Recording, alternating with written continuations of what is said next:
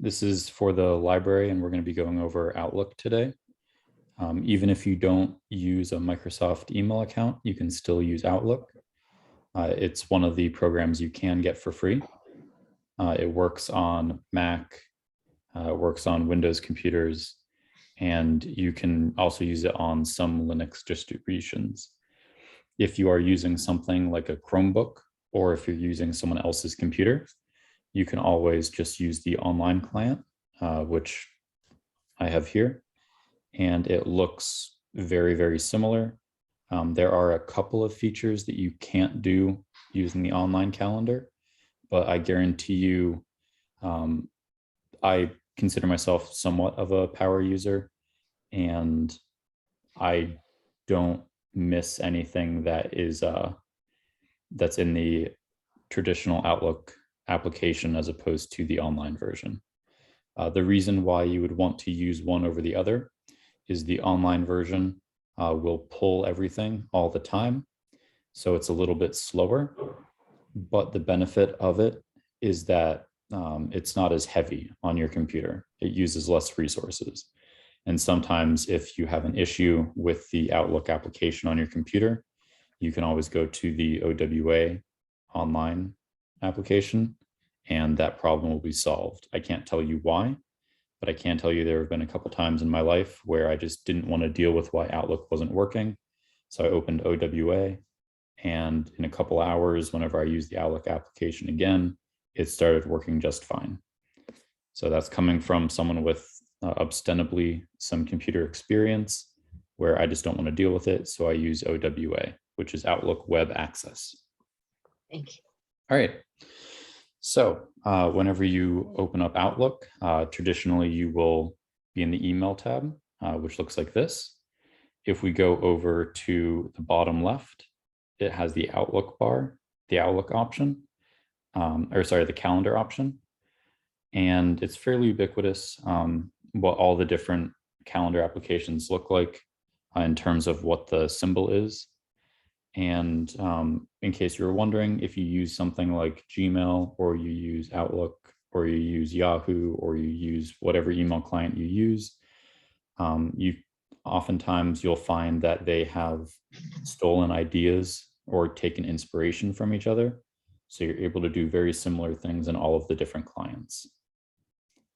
All right, if we look on the left-hand side on Outlook, yours might look a little bit different whenever you go back over this, but basically between the versions, clearly I'm using a Mac version right now of the latest version.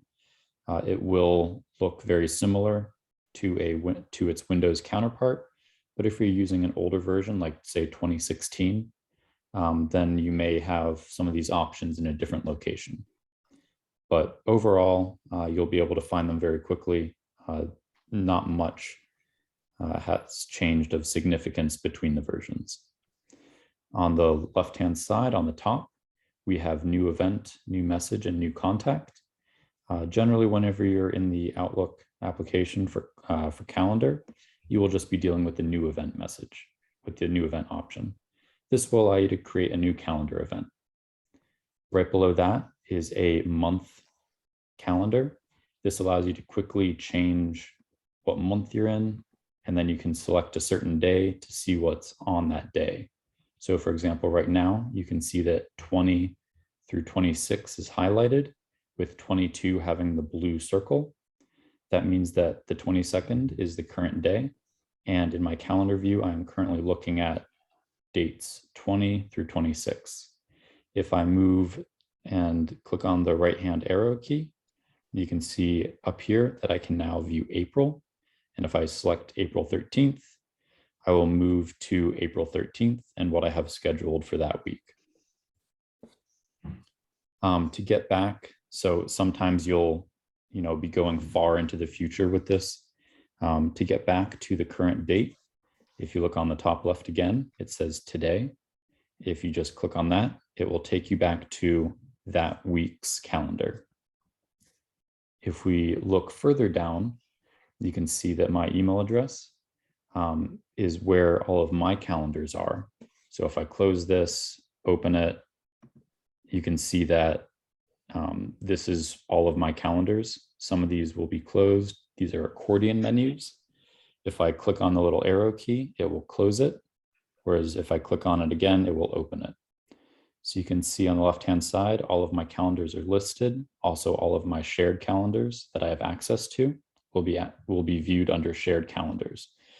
We will go over shared calendars in a little bit. So in order to view a calendar, you would go to its name and select the little circle. If there is not a checkbox or a check mark in the circle, once you click on it, it will add it.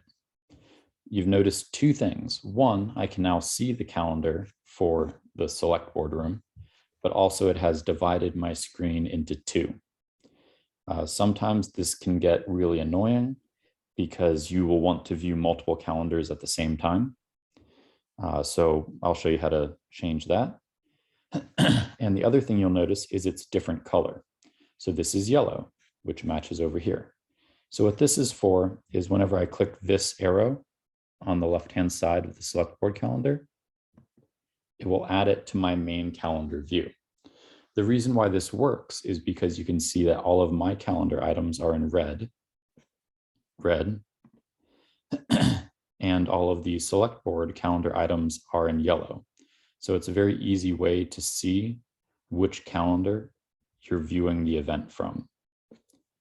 Depending on if you're selecting the calendar up here. So right now I have select board selected. You can kind of see that all of my items get a little opaque versus whenever I click on my calendar, all of my items get really strong. So that's another visual cue as to which calendar you're currently active in while you can view the other calendars. Selecting it again removes it, and it means that I'm no longer viewing the select boardroom calendar. It also means I can't accidentally add an event to the select boardroom calendar.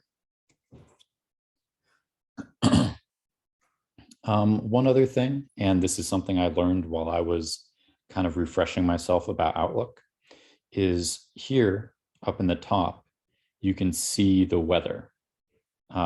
This is probably more useful in the winter, but in order to change this, you will just select the two arrows, and then you would go to edit, and you would search for a weather location. Or you can always say update location automatically for wherever you are. By default, this is set to Washington, D.C., so completely non-usable for you. So you can always select it. One of the benefits of this, if you have your town selected, is you will then be able to, in the calendar invites, like in the actual events, it will actually tell you the weather of that location. So for example, if you set a new event and that new event is in California, if you go to that event, you will then see the weather for that area that you're going to be in, which has marginal usefulness, but I think it's a neat little thing. If we continue along the top bar here, you can see right now it says week on the right-hand side. What this is it's your calendar view. Depending on how busy you are or how you like to view your calendar, you can have it select only the day. So this is only today's calendar for me. If I then do 3-day, it will show me 3 days. Work week, it will show me the full 5 days, so Monday to Friday. Week is going to show me all 7 days, and month will show me a 1 month at a time. Some of these are more useful than others, especially depending on how many other calendars you're viewing at the same time. If you have too many calendars selected, sometimes the week view or sometimes the month view just gets way too overpopulated and you can't see anything. And if you have enough calendars selected, sometimes even the week view kind of gets too full and it's hard to see. So up here, just change whatever works best for you. I prefer work week, but again, Whatever you're happy with, feel free to change it. As always, up here, you'll see the date and the day of the week. To change that, to change this view, what you're seeing, you can go to the top left and just select, and you can go forward and back week by week or month by month or day by day, depending on what calendar view you have situated. All right, you can scroll up and scroll down. One thing you'll notice is that there is a line all the way through the calendar, a big horizontal line. This is where you currently are in the day. So on the left-hand side, it will say it is 1:14 right now, and it will kind of show me that I should be in the Tech Tuesday Microsoft Calendars event. So this is a quick way to determine where you are in your day. Does anyone have any questions on or thoughts on like the view of calendar? I was a little late, Tim. So are you going to review other, like maybe in Gmail or calendars? What is iCal, ICAL? iCal is I forget exactly what it stands for, but basically it's a calendar format that allows different calendar applications to share calendars. Okay. So for example, you can take an iCal from Google, from a Google Calendar, and add it to Outlook. So you can have your Google Calendar in Outlook. Will you be going over the Google Calendar? Nope, we're just going over Microsoft Calendar today. Okay. But a lot of it's transferable. They kind of borrow heavily from each other.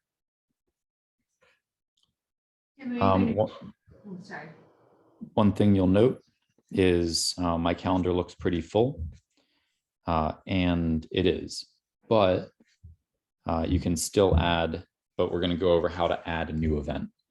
You can add a new event in a couple of different ways. One way is you can see, okay, at Wednesday at 10 a.m., I don't have anything scheduled and I want to add an event there. If I double click, it will add a new event. And this little pop-up will happen, which will give me a quick way to create an event. So I can say whatever I want. This is going to be relaxation time. I can invite people in this menu to this calendar event. I don't think that really makes sense. That would make it less relaxing. And then down here, I select the date, just in case you misclicked on where you want to add it. You can change what day it's going to be on. So I'm going to change it to Friday. You can see it immediately moves over to Friday. It's going to start at 10 a.m. That makes sense. And I'm going to have it go until 1:30. If I want to make it a Teams meeting, which would basically add a video functionality like Zoom to it, I can select this box. I can also type in the location and I can add notes. But once I hit save, it is now on my calendar. If I realized I messed something up, I can edit it in a couple of different ways. If I think that I made the event too long, I can always go to the bottom. You can kind of see how my mouse changes, and I can click and drag it to change the length of time that the event will be. I can also double click on it, which will open up the calendar event, go to the bottom left, edit event, and now I have the full options for editing an event. So while we're in this view, one thing that I want to point out is that you can change it instead of from 10, like 10 on the dot. I can always select what I want to change and hit 15. And now it starts at 10:15. So you don't have to only use the half-hour increments. The next thing I want to point out is I have it set to do not repeat. But if I want every single Friday to have relaxed time, I can say repeat weekly. If I want it to repeat every month, so it can be, I can set it to, for example, the last Friday of every month, or the first Friday, or the second Friday and the first Tuesday. You can set it to a variety of different repeatable options in this menu. I would then have the end date. So I would set it, a year into the future, so that every single week or every single last Friday of the month, I would have this time blocked off. Down here is kind of where you can put information about the meeting. This is really useful if you're in a group or you're part of like a committee or a workplace where you kind of, have the title to be something. So meeting about vendors. And then down here, I can write which vendors I'm talking about. And then that way you have all of this information that you can go back to whenever you open up the calendar invite. It's also a very good way to, if it's a reoccurring, like a touch base kind of meeting, it's a very good way to write down all the information that people will be discussing in the meeting. So no one shows up to the meeting and says, I have no idea what we're talking about. The next thing that's important is adding people. So this is how you can share a calendar invite with someone else. It is optional, but if we're going to have a meeting, we should probably add some people. So you'll just start typing. And what this will do is it will automatically pull from your contacts and add people to the meeting.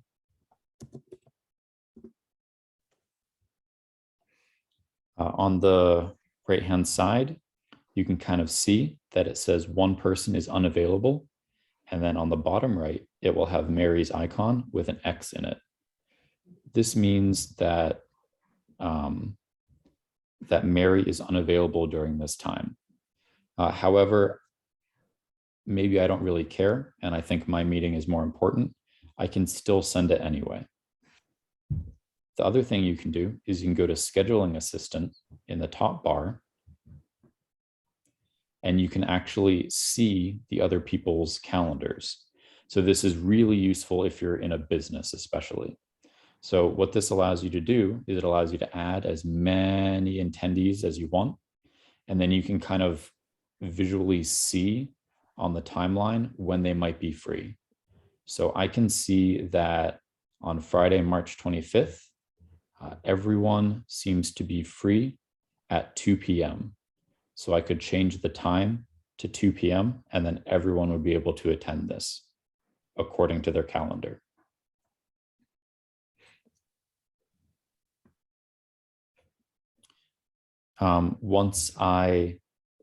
Before we do that, attendee options. Basically what this allows you to do is allows you to specify what attendees are able to do with the invite. If you have request responses turned on, then that will give you it will ask them if they can let you know automatically by accepting the invite. It will let you know that they have accepted the invite and are available, or it will let you know that they declined the meeting. Allow new time proposals. What this allows them to do is allows them to say, hey, actually my calendar isn't open at that time. Can you please change it to this time when I'm available? Allow forwarding.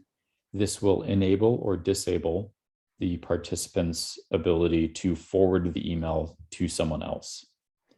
And hide attendees. This is just kind of a visual thing that will allow you for like a really large meeting to not see everyone all the time. Does anyone have any questions about like the scheduling assistant part of creating a meeting? Because it can get very big very fast if you're adding 5 to 10 to 50 people. Tim, I just sent you an invite for Friday at 1 p.m. so that you could show them how it looks when you receive an invite as opposed to sending one. Perfect.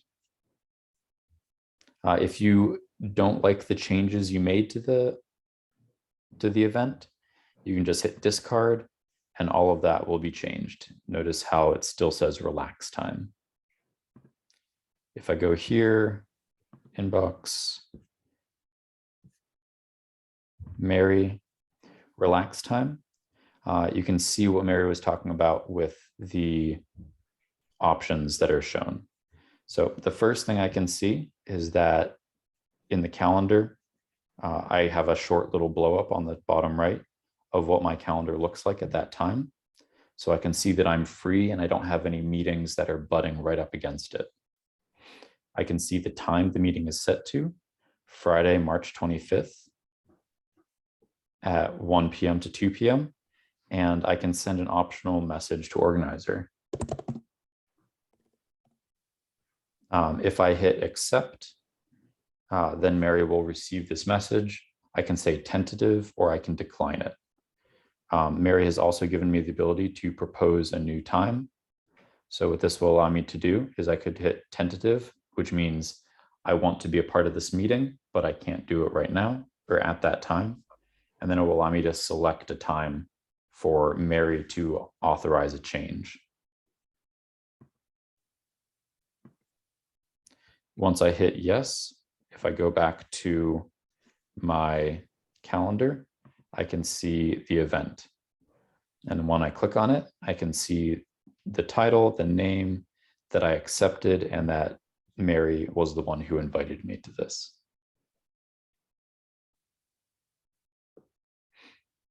If I make it bigger, I then see all of the options. I can see that Mary actually hasn't added any meeting details to it. But if there was anything specific that people were going to talk about during the meeting, that's where they would go. One thing that people may be wondering about is the mark as private option. Basically, what this means is whenever you're part of an organization, everyone in that organization, depending on how the administrators have it set up, will have access to everyone else's calendar. This is generally a very good thing. However, if you have a doctor's appointment, or if you are doing something specific and you want it in your calendar, but you don't want other people to see the name of the invite of the event or the notes or anything about it, you just want to show that this time is blocked off, you can mark as private. Then when someone views your calendar, they can see that that time period has a private meeting. So they know that you're unavailable, but they don't know what it is. So this is really useful for things like doctor's appointments. The next thing you'll notice is this is red and it says busy. You always, best practice is to have everything default to busy. What this means is whenever someone tries to send you an invite and it's going to overlap with one of your meetings, they will get a message back saying, hey, Tim isn't available during this time. If you say free, that means you have the time blocked off for what you want to do, but other people are able to schedule over that time period.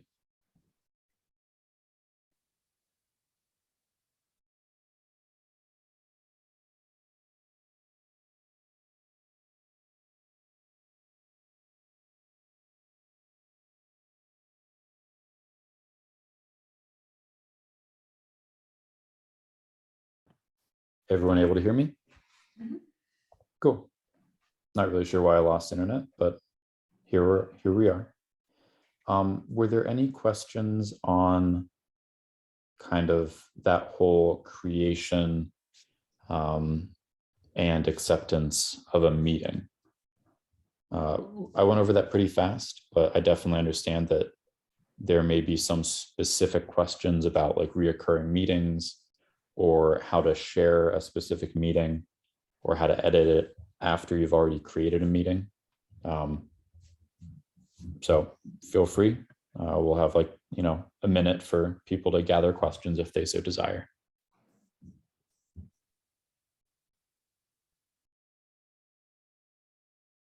Everyone from River Center, how do you use this calendar, or how would you like to use the calendar? So we use it as individuals, and there's a little bit of sharing. But we are, let's just say we underutilize it. And so could be using it as the entire staff, or, you know, how could we use this to be more efficient, I guess, is the question we're always trying to figure out.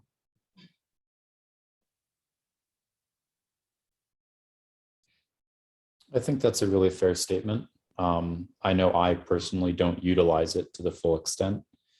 It's an incredibly powerful tool, and it was built for businesses of, 1,000 plus, 1,000 companies with over 1,000 people in them. So it's a really, really robust program. So there's a lot of functionality that normal people and small businesses just don't need. I mean, basically, as long as you have figured out how to share invites, that's pretty much the most important thing. Once you're sharing those, that kind of covers 90% of what Outlook can do, in my opinion. The other thing is sharing entire calendars. So we've seen how to share invites, but that's at like, someone has to actively share their invite, share their event with you in order for you to see it on your calendar. What you can also do is, depending on your permissions, you can just go to your organization, so shared calendars, and you can just add a new calendar to it. So I believe that I need to be able to see Mary's calendar at all times. So I will just search for her name, and I will hit open. It will do a quick check of permissions to make sure that I am allowed to view her calendar. Since I manage the system, I have those permissions. So now what you can see is on the left-hand side under shared calendars, Mary's calendar is now viewable to me. Am I able to, should I view your calendar, Mary? There's nothing on it. Perfect. Select. So I can see Mary's calendar. You can see that Mary's calendar is in pink, how fortuitous, and mine is in red. So once again, I find this a little bit tight. So I will join the calendars together so I can see exactly where our things overlap. I can also see that Mary is slacking because she isn't doing any work at 9 p.m. to midnight like I am. But the library isn't open then, so that makes sense. So this is really convenient whenever you have a group of people who are working together and you want to see their calendars all at one time without using that scheduling assistant feature. Because a scheduling assistant feature, you have to be creating a new event to see, and it can be kind of annoying to pull that up all the time. Whereas right now I can see clearly where Mary and my schedules overlap. To remove Mary's calendar from my view, I would just go to the top and hit the X by her name, and I'm no longer viewing her calendar. The other thing is under shared calendars, if I no longer think that I want to view Mary's calendar, I can hit the 3 dots and go to remove. Luckily, this doesn't remove Mary's calendar from the entire system. It just removes it from my shared calendar list. So now, in order to view Mary's calendar, I would need to add it back. Tim, this is Kathy Gray. Would you explain how you brought the second calendar, overlapping with yours? I'm missing just the one step that you've taken. Sure thing. I've selected the select board room calendar. It's slightly hard to see because it is yellow, Mhm. but there is a little arrow to the left of where it says select board. Okay. And if I hit that arrow, it then merges into one. And then I can hit that arrow again and pull it apart. So there will be a Okay. little arrow. Great. Let's- I see yeah. that now. Thank you. Yep.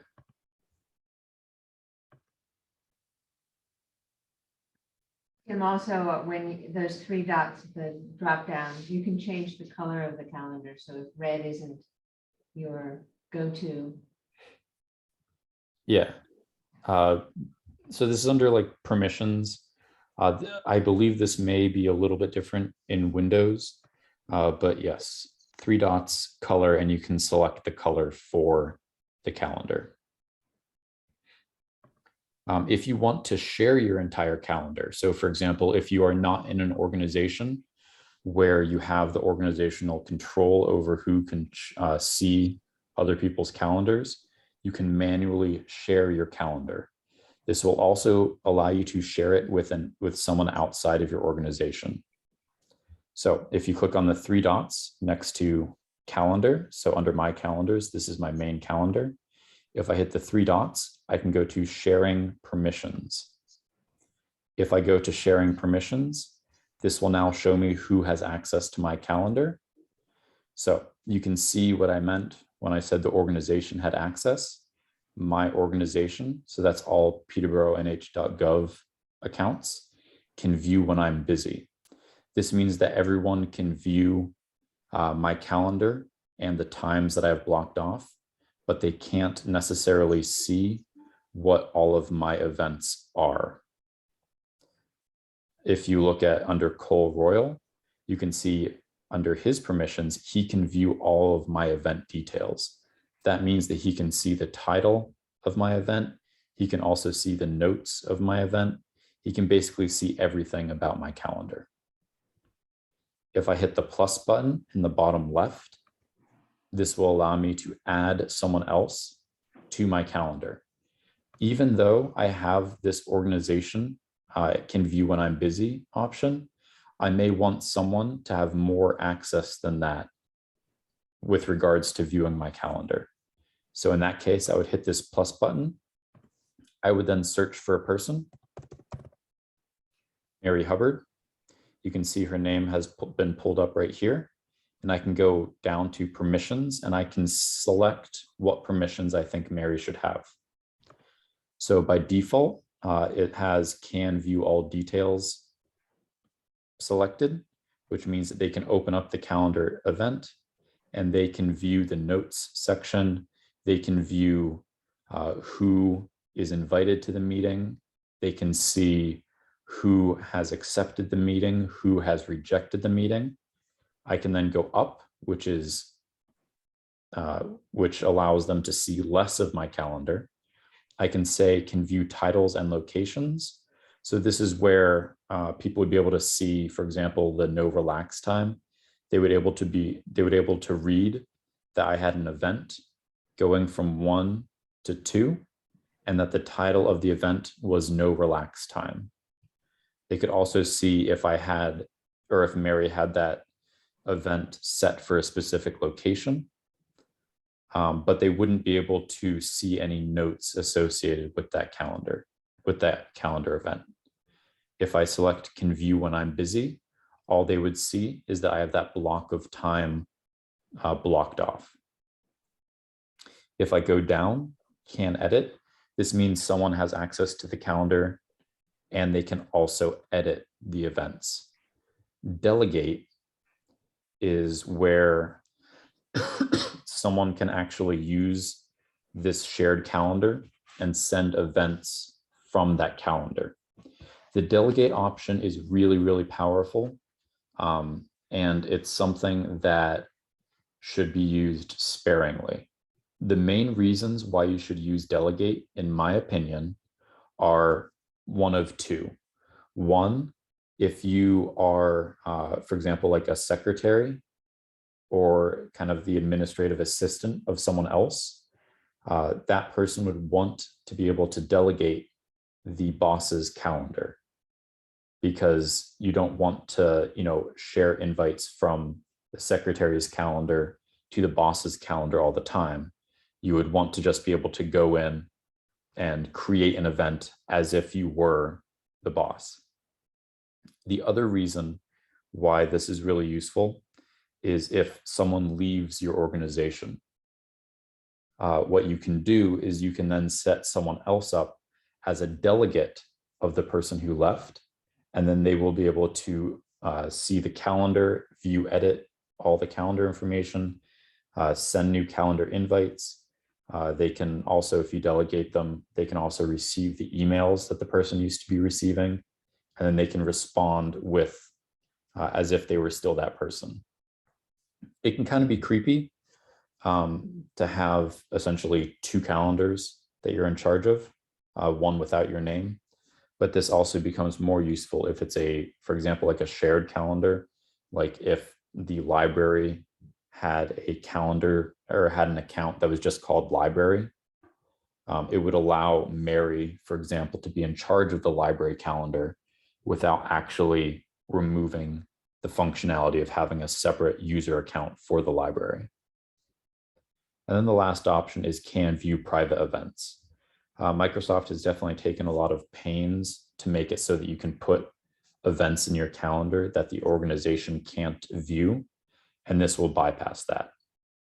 Can view private events. And again, you should be using private events for things like doctor's office visits and things of that nature, that the organization honestly has a right to know that you have the time blocked off, but they do not have the right to know what is going on during that time period. If I hit add, it would then send Mary an invite to click on, and then she would have this level of control over my calendar.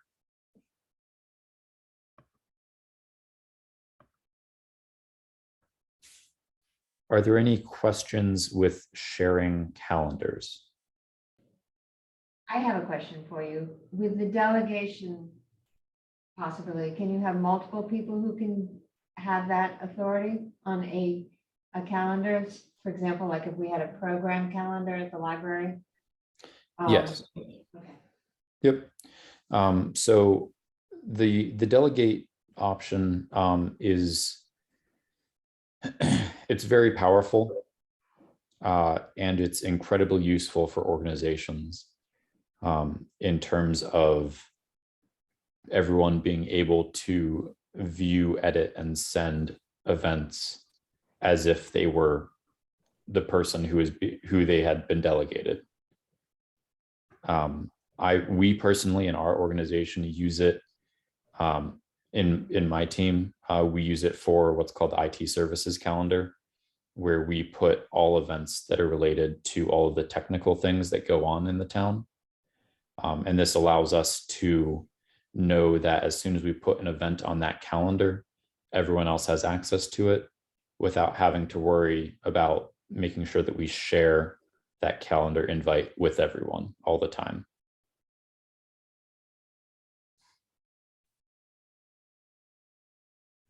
The other benefit is it also allows vendors to have one point of contact that goes to all of us, as opposed to them only contacting me and it turns out I'm on vacation or something of that nature. Anybody have a question? I do. Lisa, Yeah, hi, Lisa. sorry if I interrupted earlier. My connection is really slow. But with the shared calendar, if we were to share a calendar, does it have to be from the app, the desktop app, or can it be done online with the online app? That's a great question. It can be done in either location. There's very few things the online application can't do. So if I just go to more options down here, I can go to click on the three dots and go to sharing and permissions, and I can share it from the online application as well. I will say that viewing calendars, you don't have the ability online to do that separation that some people just find purely annoying. As if you can see, whenever I select the select boardroom calendar, it will automatically just show it in that one view. So that's one option that's missing from over here comparatively. But I really don't think it's that big of a loss because I always end up joining the calendars together anyway. But yes, the online view is incredibly similar to the application.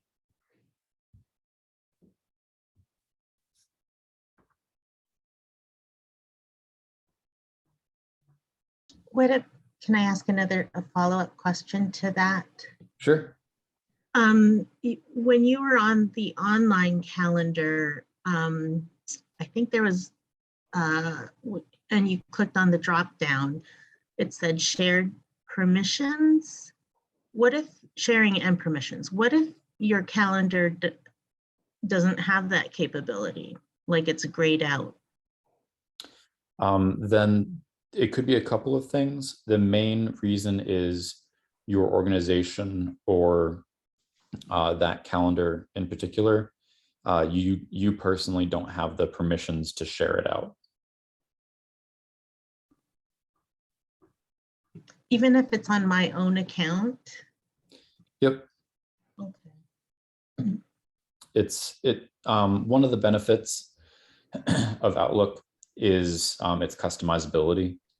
Pretty much all Microsoft products. One of the negative is they have a ton of different layers of security regarding sharing. So there may be something on an organizational level that doesn't give you access to share your calendar. So I might be able to find something in the admin dashboard. Yeah. That would allow me to do that. And where would I find that? I'll get back to you on that. It's Okay. been about 6 years before I've set this up. Okay. And it's just kind of been rocking and rolling since, so I haven't gone back. And if you use the admin dashboard with regularity, you'll also note one of the painful things that I go through, which is I will go in there every couple of months and they've changed something about it. So it may not be in the same location that I went to in the first place. But that's, if you want to drop by on Wednesday, I can take a look at that with you. Okay, that's great. So I have a question that may be indirectly related. So I have a PC computer, but then iPhone and iPad. In terms of calendar, there's a calendar on the desktop that is this computer only. And then I have my calendar that is, I guess, iCalendar in essence. That's my primary, but I am not allowed to delete the calendar that is on the desktop only. And if I accept an invitation, it automatically goes to that calendar only. Is there a way, for me to delete that or to change where invitations come to make the sort of Apple-oriented calendar be my primary? So did you add your Microsoft email to your Apple Calendar? Or basically, whenever you have an Apple ID, it will automatically give you a calendar, but that isn't necessarily the same calendar as Outlook. Right.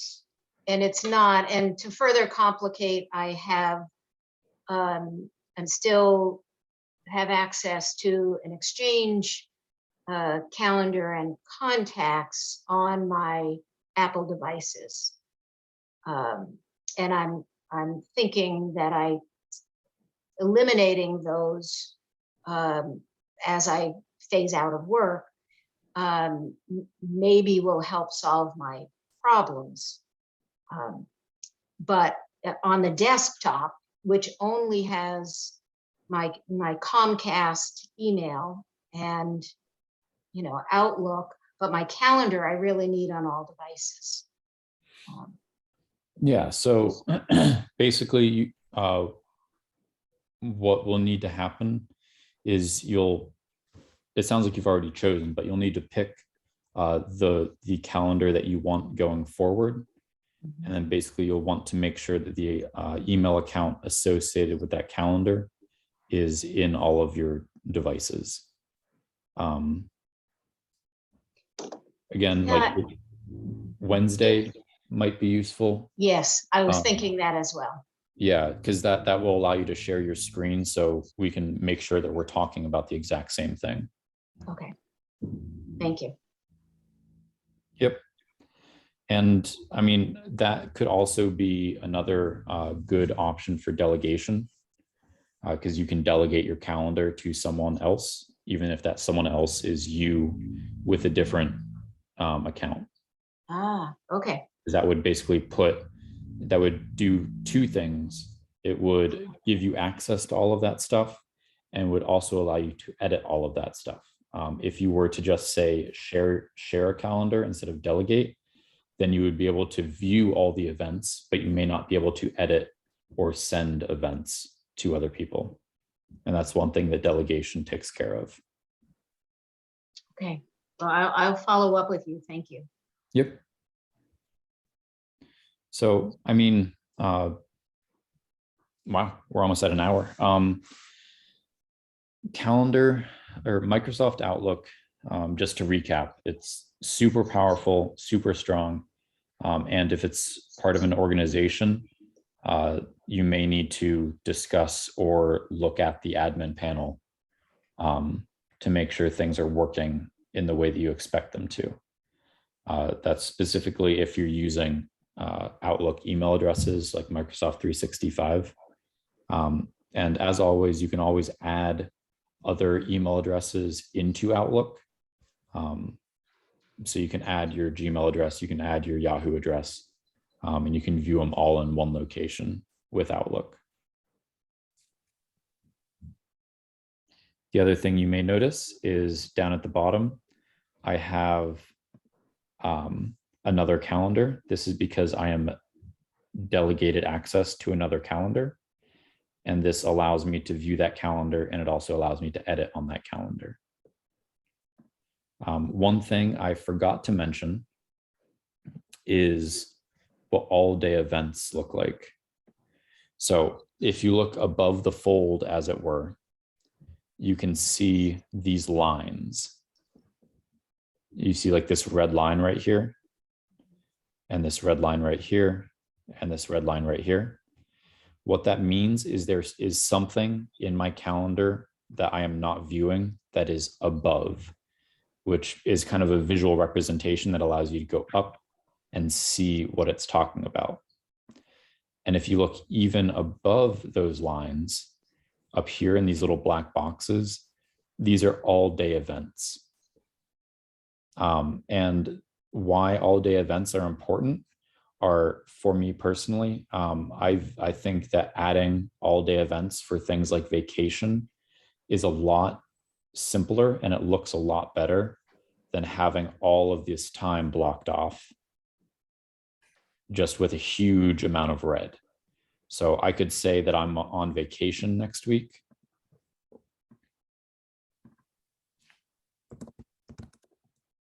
And I can just double click up in the all day event section to automatically make it all day. And I can change what day it is, all that fun stuff. And this allows you to kind of clean up, clean your inbox or clean your calendar by having all those, big overarching all day things. So for example, if you have a birthday party or if someone on your team has a birthday, you would put it up in the all day event section, or a vacation, something like that, that lasts all day, but you don't want the entire day blocked off for it.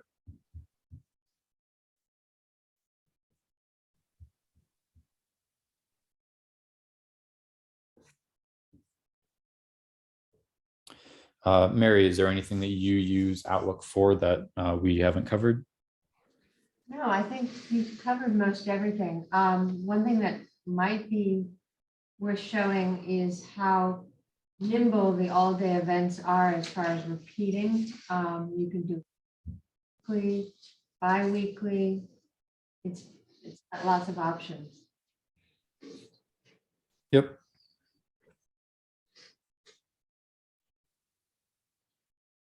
Yeah, so if I go to new event in the top left, you can see that I've created an all-day event. You can also see that by default, it has now selected it as free, which shows other people that they're able to still add things to my calendar. If I were going on vacation, I could hit change this to busy, and then people wouldn't be able to schedule over it. So if I want to make this repeat, I would go to repeat monthly. Every 1 month on the, let's just say the first day of the week, the first Friday of every month, I am doing an all-day event. I don't know what that all-day event is, but the first Friday of every month, and it will end in 2055. So it will put this event for every single day, every single first Friday of every month until 2055.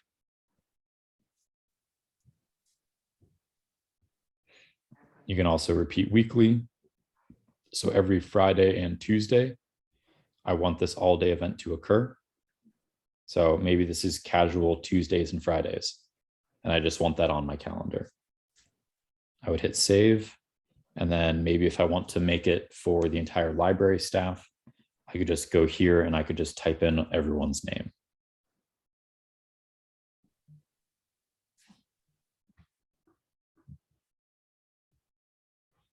Was that kind of what you were talking about, Mary? Yeah, absolutely. I was thinking, because we use that for like book clubs, which will be the last Friday of the month. It's just very helpful and very simple to do. Yeah, and I think it was a very it's probably not that impressive, but I really like that they added this. A couple of years ago, I don't remember having this option to do things like the second Tuesday of every month.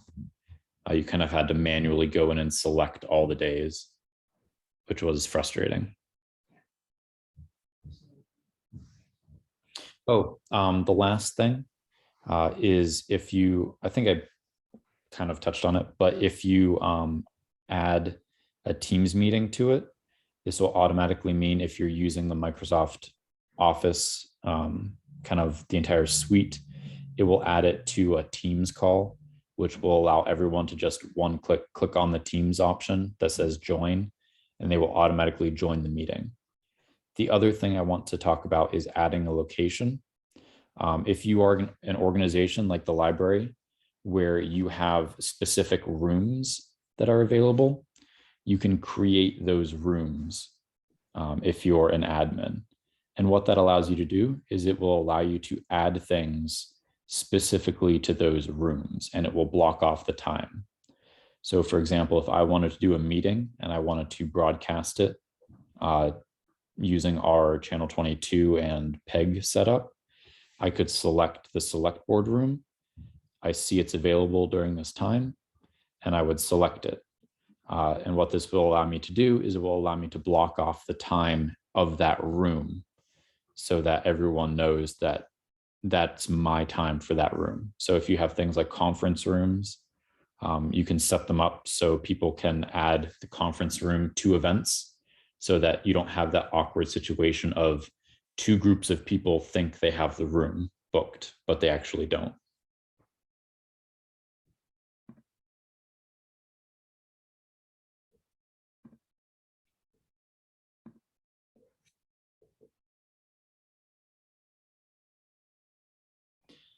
We seem to be winding down. Is there anything else that anyone can think of that they kind of want to know about or would like me to kind of think about, ruminate, and then send to Mary to send out to everyone on any particular thing of how to, like, what we haven't covered yet?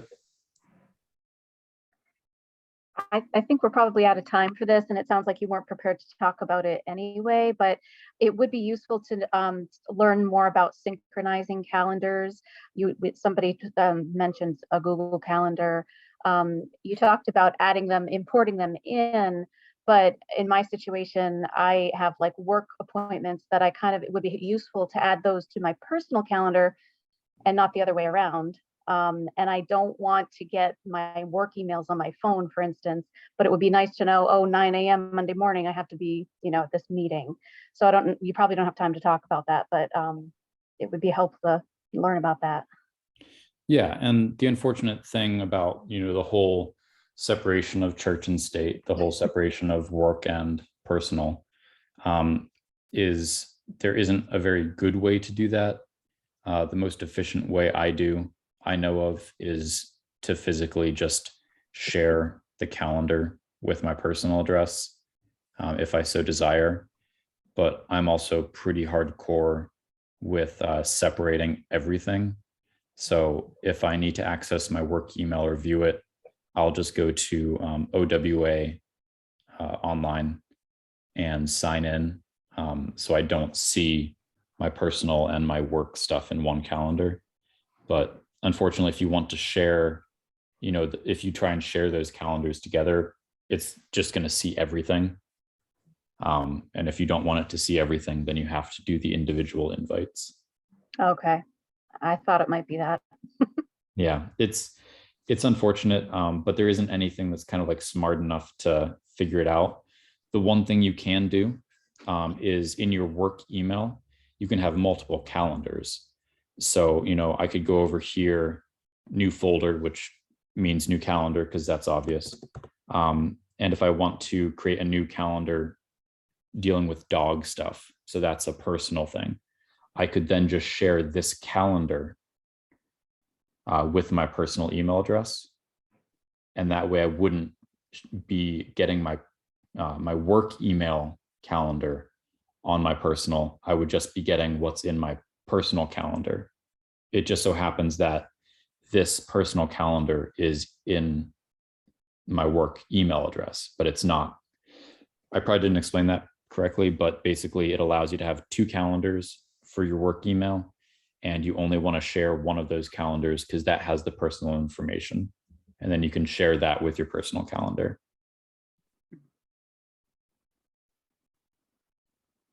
One thing that I do is just when I have something that I want on my personal calendar, is I just invite myself to it, and it shows up on my Google Calendar.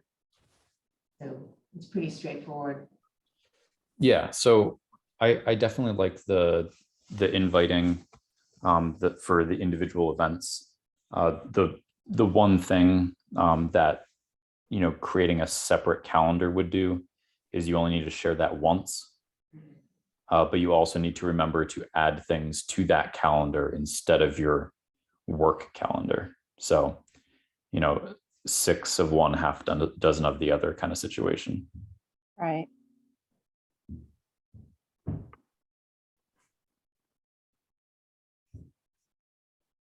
Been really helpful. Thank you very much. Yeah. And as always, at least I always think of my most important questions after I'm able to say anything about it. So if you have any questions or if you want any clarification, please feel free to send an email to Mary, and then I can type stuff up. Or as always, you could show up Wednesday at noon, and then we can actually physically look at your specific setup and go from there. Thank you, everyone. I'm going to be sending out the slides and the recording today or tomorrow. No slides, just recording. Just recording, yes. I'm sorry, I wasn't thinking. So thank you all for joining us. And next Tuesday, what are we are doing? I can't remember, Tim. Oh, Teams, Yep. it's an overview of Teams.